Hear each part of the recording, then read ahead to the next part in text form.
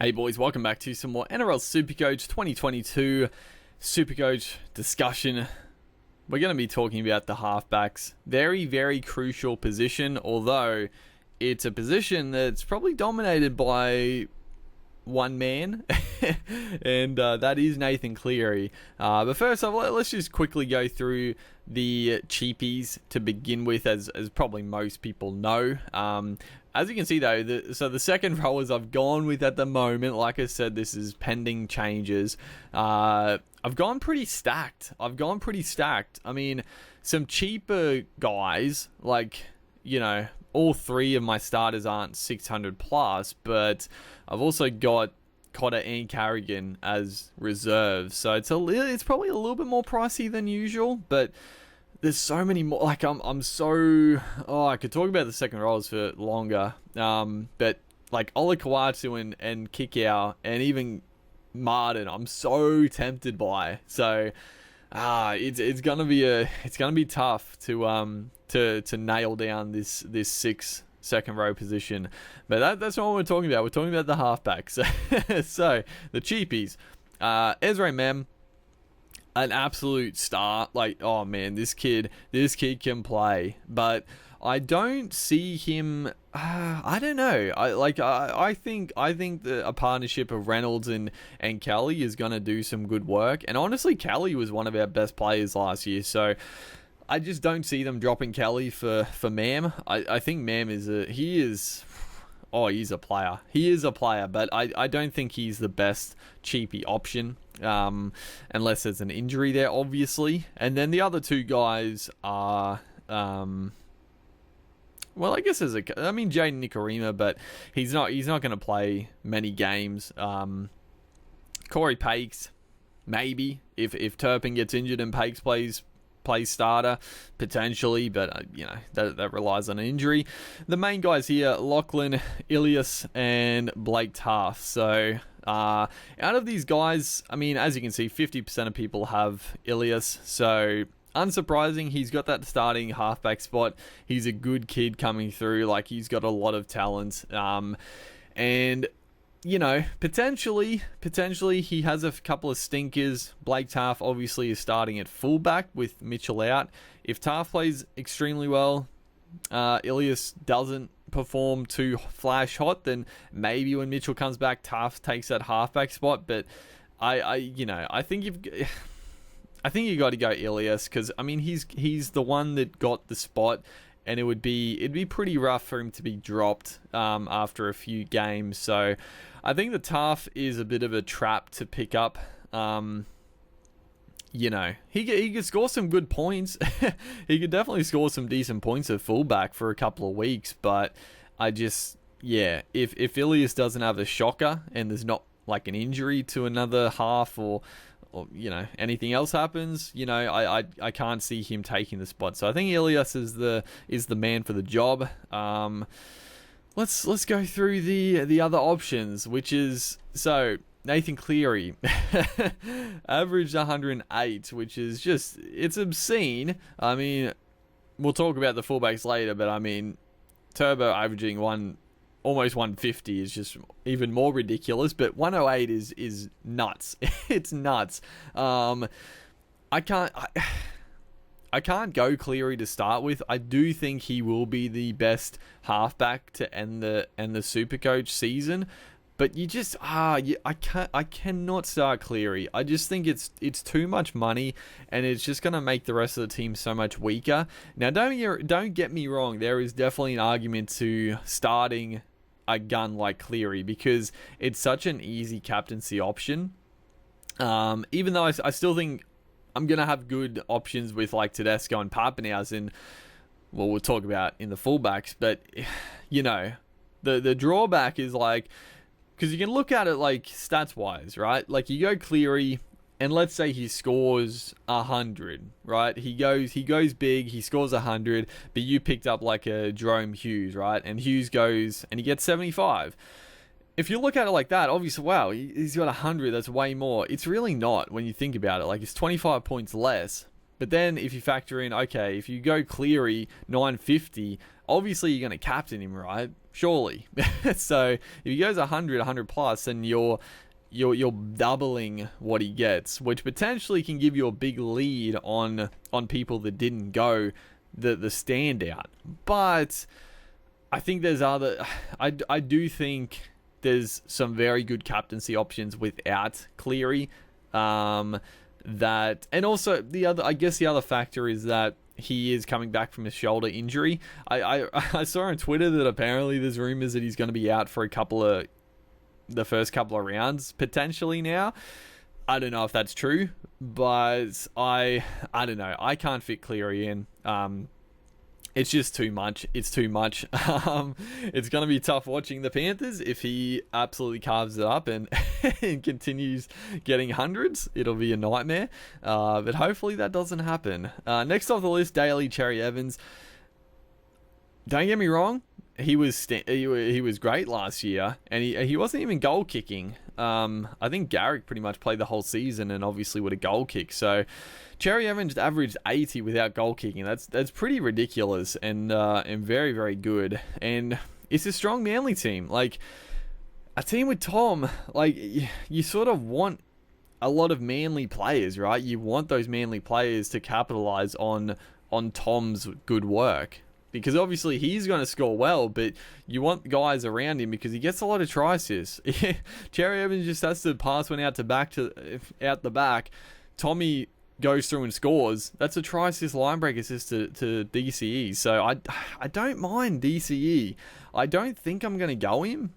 He is a very big pod. It's 4% at the moment. Nico Hines, 12%. I'm a little stunned so many people are going Hines. Like, he hasn't really proven himself as a half, I would say. I mean, he did play a bit of half last year at the Storm, and he had some good games there, but that's at the Storm. And I can't remember the opposition, but I can't imagine they were versing the best teams when he played in the halves. Now he's going to the Sharks, who I don't necessarily think. I think the Sharks will be okay this year, but I'm not that keen on them. So I'm shocked that so many people are going him. Like, he's at his absolute peak. Like, he had a fantastic year. Average 80. He probably does goal kick, which I mean is very, very nice for sure. But I'm surprised. I'm surprised so many people are going him. But potentially going to a new club, he could top it. But I just can't see it happening. I honestly can't. Jerome Hughes, I'm very keen on. He is. The only thing is that, again, he's not a goal kicker, which doesn't. I mean, he's done it before. He's done it for the last couple of years now. He's been one of the, in my opinion, he's up there with Cleary as the best halfback in the comp, and he's criminally underrated as a player, and even on Supercoach. 9% of people are going him this year, so that's good. Who are they versing? They're versing the Tigers as well, which is a nice little starting matchup for him for sure. But no, you got to factor in no Grant, no Munster, so, and no Brandon Smith. So it's a weaker Storm team, so it might not be as good as previous. But I do love Hughes. I do love Hughes. Ben Hunt, also a good option. I'm surprised. I don't think I could go Hunt, but I don't mind it. Again, only 1% of people are going him. I don't know. I think Hunt is also pretty underrated as a player and also a Supercoach player in general. But I'm probably going to be a hypocrite and not even go him. But I think his game is just very good for Supercoach. Like, he's a good defender. He makes a lot of tackles. He takes a line on. He's an attacking upside type player. He doesn't have goal kicking, but yeah, I like his play for Supercoach. Next up here, we got the two Roosters. So Sammy Walker, Luke Keary. So a lot of people are jumping on the Keary bandwagon, and I've got to be honest, I'm a little disappointed that so many people are going him, because honestly, I'm going to lock him in now because he was my pick to be my either half or 5'8". I'm probably leaning towards the halfback. I